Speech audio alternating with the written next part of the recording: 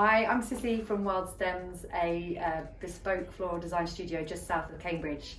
And today I want to talk you through how to arrange a really, really beautiful large branch arrangement for your house, the kind that you always see in interiors magazines and which frankly I always think looks pretty awesome. So I've got this really, really lovely large vase from Anthropology, which has just for me got the perfect shape of a vase. It's got that lovely closed but with, you know, a big bottom to allow the branches to spread out. And today I'm going to be working with the most beautiful of mediums, the cherry blossom, which is really going for it at the moment and which is just so glorious. And you know, it almost feels a little bit unnecessary to give you a tutorial on how to shove enormous branches into a vase, but there is a little bit of an art to it as well. And frankly, who doesn't want to have an oversized statement vase of beautiful blousy blossom in their house at the moment? So all you will need for this kind of arranging is a nice supply of branches. At the moment I am using the cherry blossom because it is in peak season at the moment, but you can make this kind of arrangement all year round, just depending on what is on the go at the time. In a few weeks we'll be coming around to the lilac season, and then after that, you know, just big branches of beech foliage, or, you know, in the winter months I quite often just use dead branches or, you know, wild grasses and things like that. Anything that's just large and has a really nice kind of architectural structure to it just looks absolutely beautiful in a vase arrangement of this kind. The other thing that I have got in this vase is a little trick, which is this chicken wire, which I often use in arrangements like this to give that kind of structure and that sort of stability to the branches as they go in. So what I've done is I've taken this piece of chicken wire, which I've cut to size, and then I've folded it up into a neat package sort of shape, tuck the edges down on both ends,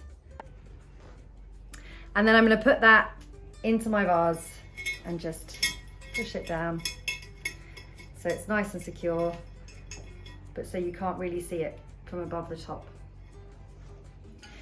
So once you put that in, I've also filled the water right the way to the top, which is another key trick, is to make sure that every single stem is drinking water all the way through. And I quite often, although I'll use some branches that will go right down to the bottom, once we're starting to add the shape in, I will quite often just put branches in quite shallowly, and I want to make sure that they're drinking and don't just die. So,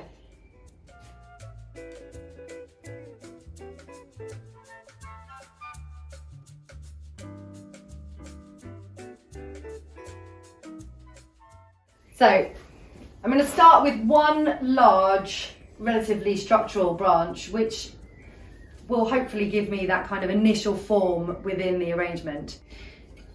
So I get it all the way down, and I want it to sit quite securely in the vase, and I don't want too much rotation. So I kind of, you know, levering those top bits of chicken wire to hold it into a secure position. And I really like often my style of arranging is that thing feels very natural. I want it to feel like I just grabbed an armful of cherry blossom and dumped it in a vase, but obviously we will do it in a slightly more refined way. So this branch is going to go in with a sort of slight angle, nothing too vertical. And I quite like to sort of keep an element of negative space in whatever I'm doing. So I really do think it's quite hard to go wrong with this sort of thing, because the branches themselves are just so glorious immediately. But it is just a question of threading the branches through that chicken wire so that everything is really beautifully secure and not wobbling around. And also, you know, quite often when people do arrangements, it becomes very two-dimensional, and I really urge you to kind of think a full 360 shape to the vase. That will give you this really lovely continuity in the arrangement.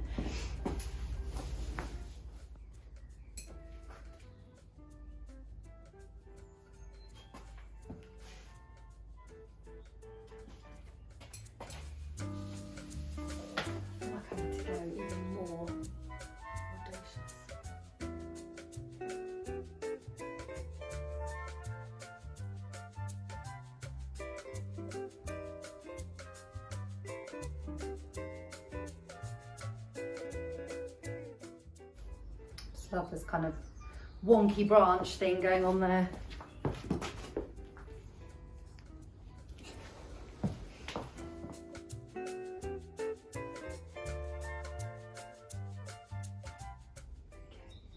And what's so beautiful about the cherry blossom is you've got that lovely two-tone of that really girly pink and then that, you know, almost sort of leathery brown leaf.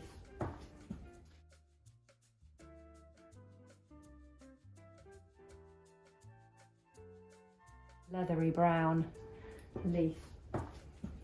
So once I've built up this main sort of outer frame, I'm just going to do a little bit more sort of focal of the blossom at the centre of the vase, just to give it some depth.